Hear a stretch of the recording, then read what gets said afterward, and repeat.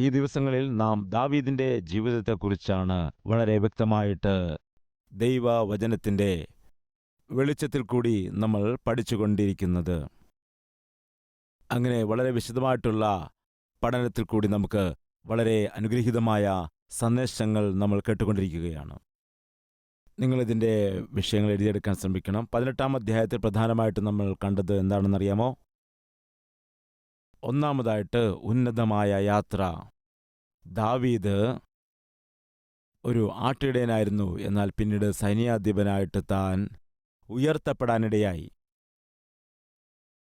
താൻ ഗോലിയാത്തിനെ കൊന്നുകഴിഞ്ഞപ്പോൾ ദേശം മുഴുവനും തൻ്റെ പേര് എല്ലാവരും വിളിച്ചു പറഞ്ഞുകൊണ്ടിരിക്കുമ്പോൾ തന്നെ അല്പം പോലും അഹംഭാവം കാണിക്കാതെ തൻ്റെ ആത്മീയതയെയും താഴ്മയെയും എളിമയുമൊക്കെ ദാവീദ് വെളിപ്പെടുത്തി. അതുകൊണ്ട് ഉന്നതമായ യാത്ര, അഹങ്കരിക്കാത്ത യൗവനം, അങ്ങനെ സ്വയം പുകഴാതെ തന്നെ താൻ താഴ്ത്തിക്കൊണ്ട് താൻ മുൻപോട്ട് പോകുമ്പോൾ ആയിരക്കണക്കിന് ആളുകൾ കടന്നു വന്ന് ദാവീദിനോട് പറയുകയാണ്, ദാവീദ് 10,000 കൊന്നു, ശൗല് 1000 കൊന്നു, ശത്രുക്കളെ സംഹരിച്ചു എന്ന് പറഞ്ഞുകൊണ്ട്. അങ്ങനെ രാജ്യത്തുള്ളതായ ആളുകൾ, പ്രത്യേകിച്ച് സ്ത്രീകൾ പുകഴ്ത്തുന്ന സമയം അത് കേട്ട ശൗൽ, ദാവീദിനെ ജനം പുകഴ്ത്തുന്നത് കേട്ടപ്പോൾ ശൗലിനെ സഹിക്കാൻ കഴിയുന്നില്ല. അതിനുശേഷം നമ്മൾ കണ്ടു അസൂയയുള്ള ഹൃദയം. ശൗലിൻ്റെ മനസ്സ് അസൂയ കൊണ്ട് നിറഞ്ഞു. അങ്ങനെ അസൂയ കൊണ്ട് നിറഞ്ഞതിൻ്റെ കാരണം എന്താണെന്ന് വെച്ചാൽ, ദാവീദിനെ മറ്റുള്ളവർ പുകഴ്ത്തുന്നത് ശൗലിന് ഇഷ്ടമായില്ല. അതുകൊണ്ട് അസൂയപ്പെടാനിടയായി. അതുകൊണ്ട് എന്താണ് ചെയ്തത്? ദാവീദിനെ, സൈന്യാധിപനായിരുന്നതായ അവൻ്റെ ജോലിയിൽ നിന്ന് പിരിച്ചുവിട്ടു. അങ്ങനെ നഷ്ടപ്പെട്ട ജോലി, ഉന്നതമായ പദവിയിൽ നിന്നും തന്നെ താഴ്ത്തി സഹസ്രാധിപനാക്കി നിയമിച്ചു. ഉന്നത സ്ഥാനത്തായിരുന്ന സമയത്ത് ദാവീദ് അഹംഭാവം കാട്ടിയില്ല. തൻ്റെ പദവി നഷ്ടപ്പെട്ട് ചെറിയൊരു സ്ഥാനം ലഭിച്ചപ്പോഴും ദാവീദ് തൻ്റെ ആത്മീയതയിൽ നിന്ന് അകന്നുപോയില്ല.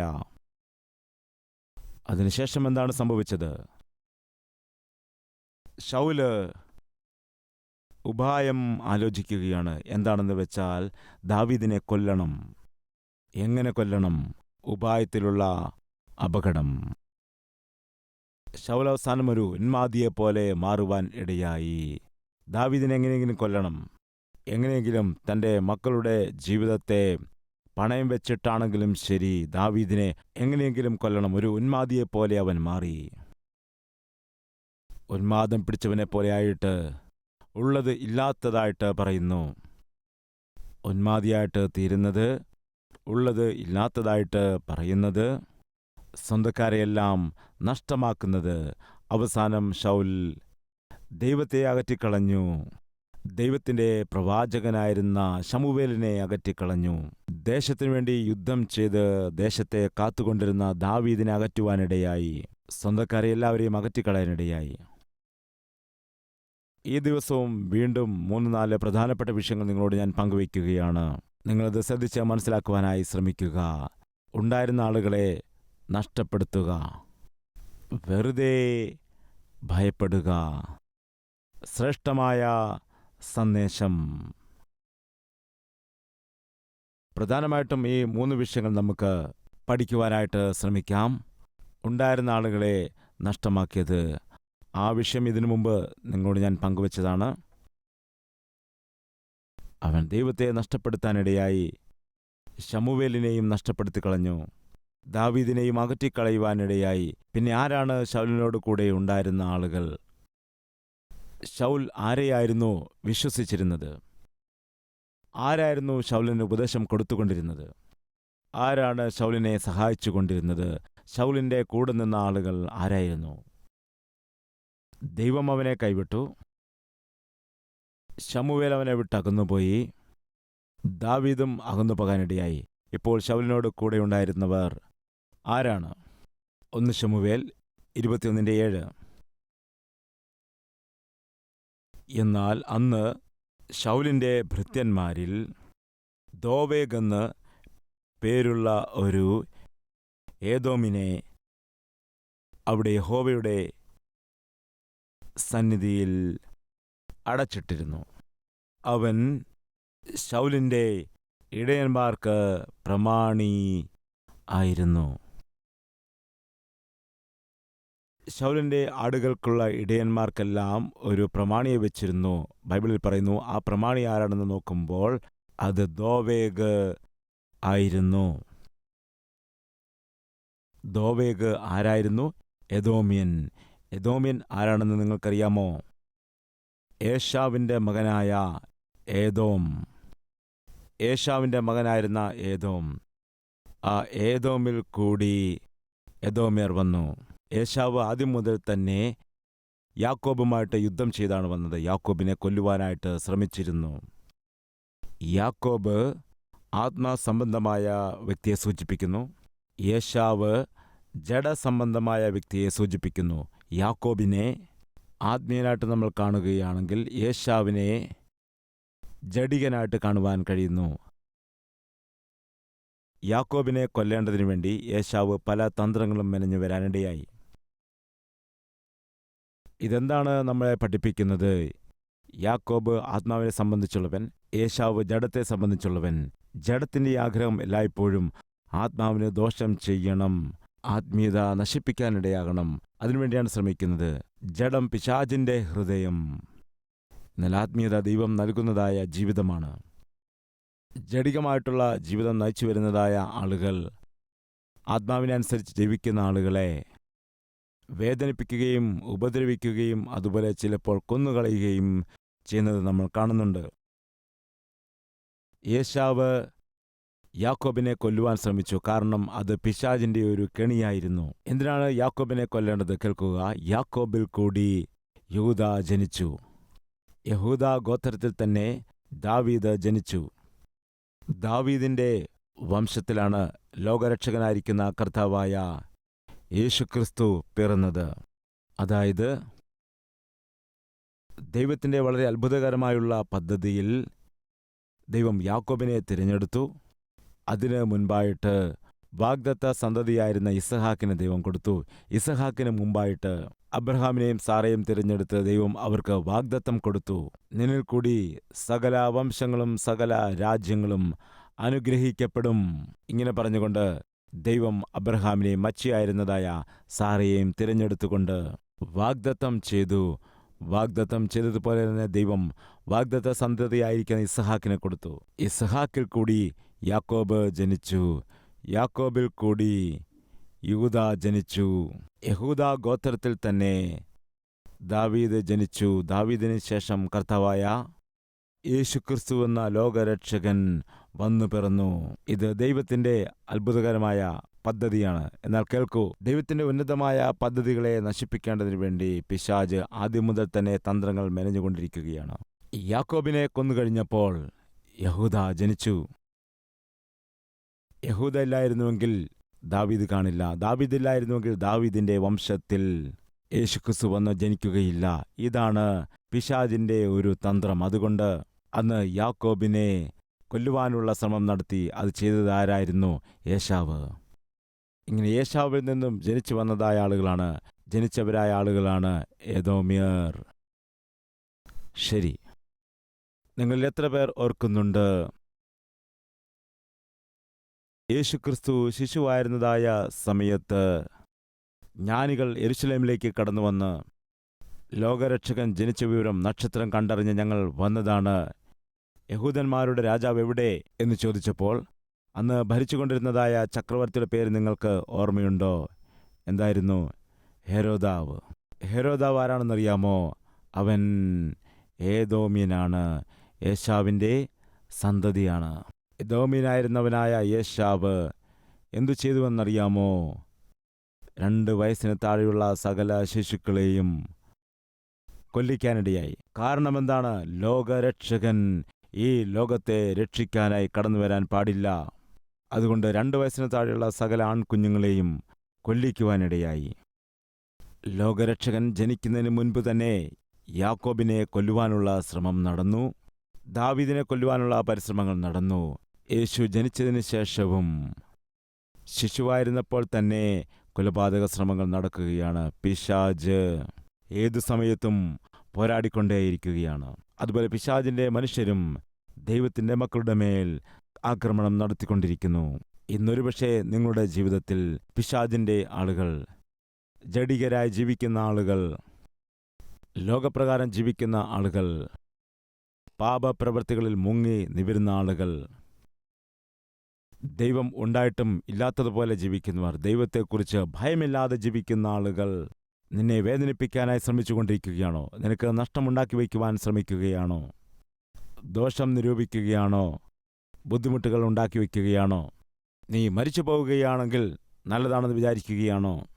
ഇന്ന് നീ ഏത് സ്ഥാനത്തായിരിക്കുന്നുവോ അതിൽ നിന്ന് നിന്നെ താഴിടാനായിട്ട് ശ്രമിക്കുകയാണോ? ഇതെല്ലാം കണ്ടുകൊണ്ട് നീ വേദനയോടെ ദുഃഖത്തോടുകൂടി കടന്നു വന്നിരിക്കുന്ന വ്യക്തിയാണോ? എന്തുകൊണ്ട് എൻ്റെ നേരെ ഇങ്ങനെ ഉണ്ടാകുന്നു? എന്തുകൊണ്ട് ഈ പ്രതിസന്ധി ഉണ്ടാകുന്നു? എന്തുകൊണ്ടാണ് എനിക്ക് ദോഷമുണ്ടാക്കി വയ്ക്കുന്നത്? ഒരു കാരണവും കൂടാതെ എന്നെ ഉപദ്രവിക്കുന്നത് എന്തിനാണ്? ഈ ഒരു ചോദ്യം നിങ്ങളുടെ മനസ്സിൽ ഉയർന്നു വരുന്നുണ്ടെങ്കിൽ ദയവിച്ചത് ശ്രദ്ധിക്കുക. ആത്മീയ ജീവിതത്തിൽ ഇത് പുതിയ കാര്യമൊന്നും അല്ല. നീ ഇതിൽ ആദ്യത്തെ വ്യക്തിയും അല്ല. നിനക്ക് മുമ്പായിട്ട് ജീവനുള്ള ദൈവത്തെ സേവിക്കുകയും ആരാധിക്കുകയും ചെയ്യുന്നതായ സകല വ്യക്തികളും ഇതേ വഴിയിൽ കൂടിയാണ് പോയത്. എന്നാൽ ഒരു കാര്യം സത്യമാണ്, യാക്കോബിനെ കൊന്നുകളയാൻ ഏശാവ് ശ്രമം നടത്തി. എന്നാൽ ദൈവം യാക്കോബിനെ രക്ഷിച്ചു. ദാവീദിനെ കൊന്നുകളയുവാനായിട്ട് ശൗൽ പരിശ്രമം നടത്തി. എന്നാൽ ദൈവം ദാവീദിനെ ഉയർത്തി. അതുപോലെ യേശുക്രിസ്തു ശിശുവായിരുന്നപ്പോൾ തന്നെ യേശുവിനെ കൊല്ലുവാനായിട്ട് ശ്രമം നടത്തി. എന്നാൽ അതിൻ്റെ മധ്യയിൽ ദൈവം അവനെ വിടുവിച്ചു. ഈ ദിവസം നിന്റെ ജീവിതത്തിലും പദ്ധതിയും കെണിയുമൊക്കെ ശത്രു ഒരുക്കുകയാണെങ്കിൽ അതിന് മധ്യയിൽ നിങ്ങൾ ദയവിച്ചതൊരു കാര്യം മനസ്സിലാക്കുക.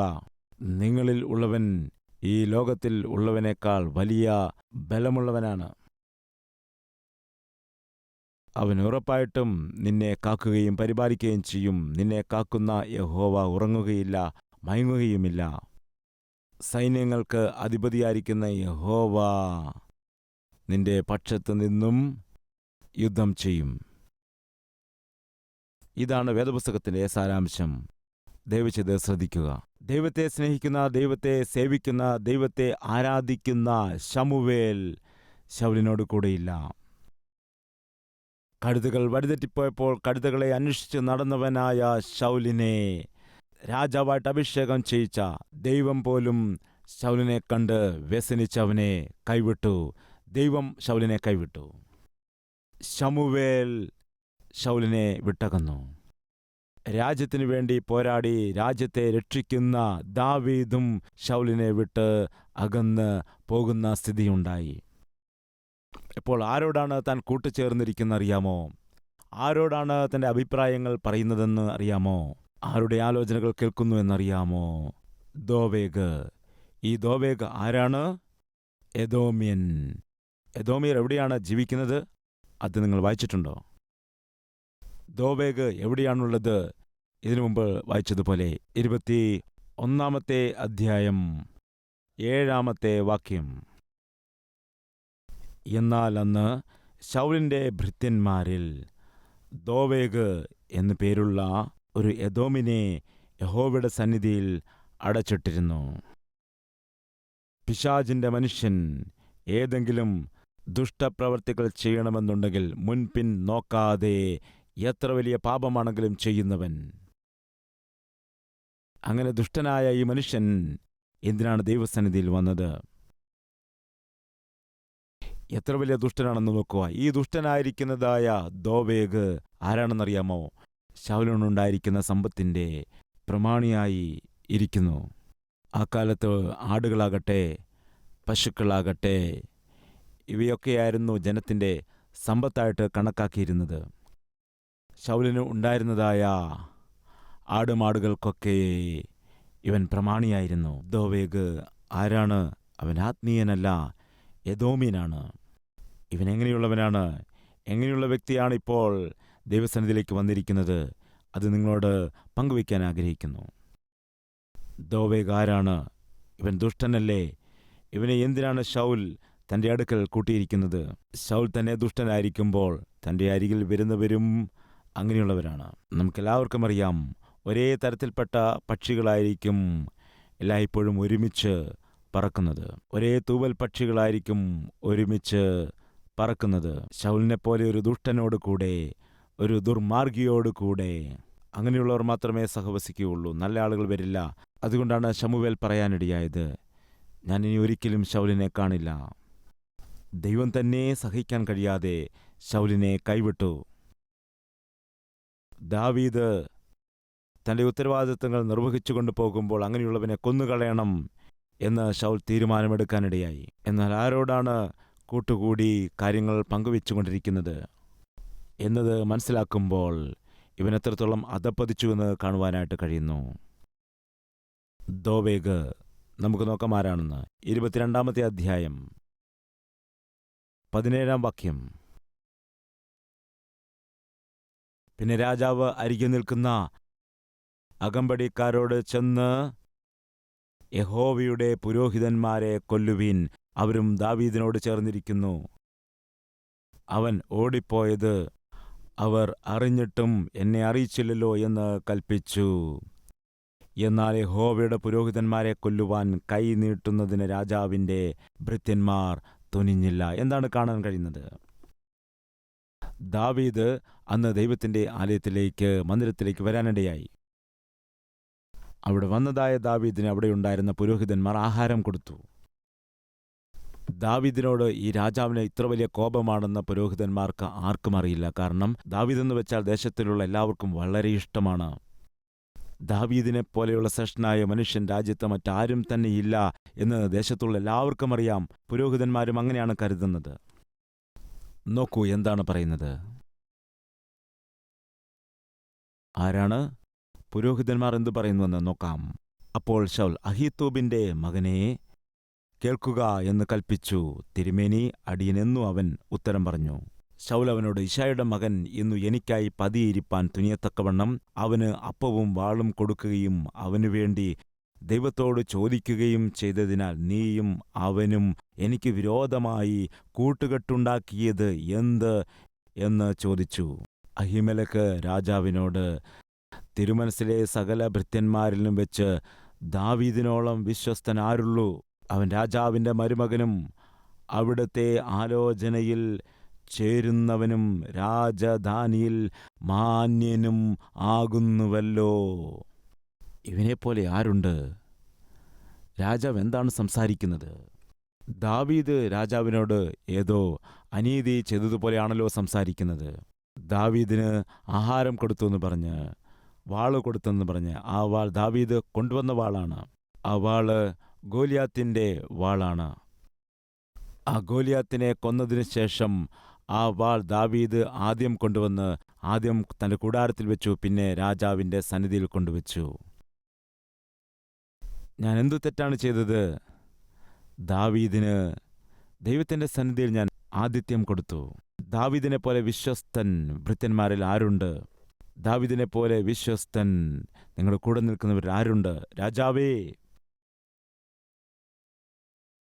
ദാവീദിനെക്കുറിച്ച് എന്തിനാണ് തെറ്റായിട്ട് സംസാരിക്കുന്നത്?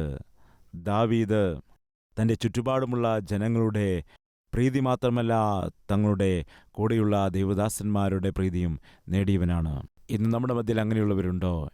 ഈ വചനം കേൾക്കുന്ന സഹോദരന്മാരിൽ എത്ര പേരുണ്ട് ദൈവത്തിൻ്റെ ദാസന്മാരുടെ പ്രീതി, പ്രവാചകന്മാരുടെ, പുരോഹിതന്മാരുടെ മനസ്സിനെ ജയിച്ചവർ? അതായത് അവരുടെ ദൃഷ്ടിയിൽ സത്യസന്ധരായ വിശ്വാസികൾ, സഭയുടെ വിഷയത്തിനു വേണ്ടി കണ്ണുനീരോടെ പ്രാർത്ഥിക്കുന്നവരായ, സഭയ്ക്ക് വേണ്ടി വിശ്വസ്തയോടെ നിൽക്കുന്നതായ ഒരു കുടുംബമാണ് നിൻ്റേത്. സഭയുടെ നന്മയ്ക്കു വേണ്ടി രാവും പകലും അധ്വാനിക്കുന്ന സ്വഭാവമാണ് നിനക്കുള്ളത്. നിന്റെ ആത്മീയതയെ കണ്ടുകൊണ്ട്, നിന്റെ നന്മ കണ്ടുകൊണ്ട്, നിന്റെ വിശ്വസ്തതയെ കണ്ടുകൊണ്ട്, നിന്നിലുള്ള താഴ്മ കണ്ടുകൊണ്ട്, നിന്നോട് കൂടെയുള്ള ദൈവത്തിൻ്റെ സാന്നിധ്യം കണ്ടുകൊണ്ട്, നിന്നെ അഭിനന്ദിക്കുന്നതായ രീതിയിൽ നീ ജീവിച്ചാൽ എത്ര നല്ലതാണ്. ഒരു നിമിഷം ചിന്തിക്കുക, നിന്നെ കണ്ടുകൊണ്ട് നിങ്ങളുടെ ദൈവദാസന് ദൈവത്തെ മഹത്വപ്പെടുത്തുവാൻ കഴിയുന്നുണ്ടോ? കർത്താവ് ഇതുപോലെ ശ്രേഷ്ഠനായ ഒരു ആത്മീയനെ എൻ്റെ കൂടെ നിൽക്കാൻ തന്നുവല്ലോ. ഇത്ര ശ്രേഷ്ഠമായൊരു കുടുംബത്തെ എനിക്ക് കൂട്ടായിട്ട് തന്നുവല്ലോ. ആശ്വസിപ്പിക്കുന്ന കുടുംബമായി, മനസ്സിലാക്കുന്ന കുടുംബമായിട്ട്. ബലപ്പെടുത്തുന്ന കുടുംബമായി ഈ കുടുംബത്തെ തന്നിരിക്കുന്നുവല്ലോ. കർത്താവ് നിന്നെ സ്തുതിക്കുകയാണ്. ഇങ്ങനെ നിന്റെ കുടുംബത്തെ ഓർത്തുകൊണ്ട് നിങ്ങളുടെ ഇടയൻ, നിങ്ങളുടെ ദേവദാസൻ പറയുകയാണെങ്കിൽ എത്ര നല്ലതാണ്. ഇവിടെ പുരോഹിതന്മാർ പറയുകയാണ്, ദാവീദിനെ പോലെ ദേശത്ത് മറ്റാരാണുള്ളത്? വിശ്വസ്തനായവൻ, സത്യസന്ധനായവൻ. നിന്റെ വീട്ടുകാർ നിന്നെക്കുറിച്ച് പുകഴ്ത്തി പറഞ്ഞേക്കാം, ചുറ്റുപാടുമുള്ളവർ നിന്നെ വാഴ്ത്തി പാടിയേക്കാം. എന്നാൽ നീ ആരാണെന്നും നിന്റെ ആത്മീയത എന്താണെന്നും നിന്റെ സഭയിലെ ഇടയനറിയാം. നിന്റെ സഭയിലെ ഇടയന് പറയാൻ കഴിയുമോ? ദാവീദ് വലിയ സാക്ഷ്യം നേടിയെടുത്തവനാണ്. ആരിൽ നിന്നാണ്? ദൈവദാസന്മാരിൽ നിന്ന്. ഈ ദിവസം ദൈവത്തിൻ്റെ കാര്യത്തിൽ ശക്തമായി ഉപയോഗിക്കപ്പെടുന്നതായ ദൈവത്തിൻ്റെ ദാസന്മാർ നിന്നെ കണ്ടുകൊണ്ട്, നീ ചെയ്യുന്ന ദൈവവേല കണ്ടുകൊണ്ട്, നിന്റെ ശുശ്രൂഷ കണ്ടുകൊണ്ട്, യെസ്, വിശ്വസ്തനായ ദൈവദാസൻ, സത്യസന്ധനായ ദൈവദാസൻ വരും കാലത്തിൽ ഉറപ്പായും ശക്തമായി ഉപയോഗിക്കപ്പെടും, ഇനിയും ശക്തമായി ഉപയോഗിക്കപ്പെടും എന്ന് പറയുവാൻ തക്കവണ്ണം നീ ജീവിച്ചാൽ എത്ര നല്ലതാണ്.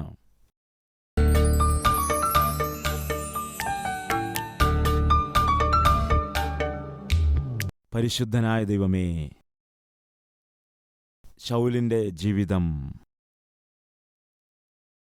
നിന്റെ സാന്നിധ്യം നഷ്ടപ്പെട്ടു പോയതിനു ശേഷം എല്ലാം ഒന്നൊന്നായി അവനിൽ നിന്ന് നഷ്ടപ്പെടുവാനിടയായല്ലോ.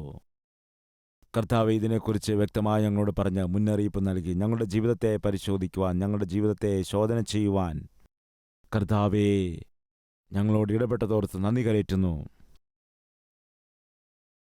ശൗൽ അസൂയ കൊണ്ട് നിറഞ്ഞു. ശൗൽ ഉന്മാദിയായിട്ട് മാറിപ്പോയി. ശൗൽ സ്വന്തക്കാരെയുമെല്ലാം അകറ്റാനിടയായി. അസൂയ കൊണ്ടും വിദ്വേഷം കൊണ്ടും ക്രോധം കൊണ്ടും പക കാണിക്കുന്ന സ്വഭാവം കൊണ്ടും മറ്റുള്ളവരെ ദ്രോഹിക്കുന്ന മനസ്സും കൊണ്ട് നിറഞ്ഞിരുന്ന ദൈവമേ, ഇങ്ങനെയുള്ളൊരു മനസ്സ് ഞങ്ങളുടെ ശത്രുക്കൾക്ക് പോലും ഉണ്ടാകാതിരിക്കാൻ സഹായിക്കണമേ. ഞങ്ങളെ വേദനിപ്പിച്ചതായ ആളുകൾക്ക് പോലും ഇങ്ങനെയുള്ള മനസ്സുണ്ടാകുവാൻ പാടില്ല. ദാവീദിനെ കണ്ട സമയത്ത് നീ സന്തോഷിച്ചു. ഞങ്ങളെ ഓരോരുത്തരെ കാണുന്ന സമയത്തും നീ സന്തോഷിക്കണമേ. അങ്ങനെയുള്ള അത്ഭുതകരമായ ആത്മീയത ഞങ്ങൾക്ക് നൽകണമെന്ന് കർത്താവായ യേശുക്രിസ്തുവിൻ്റെ നാമത്തിൽ ഈ പ്രാർത്ഥന സമർപ്പിക്കുകയാണ്. ആമേൻ.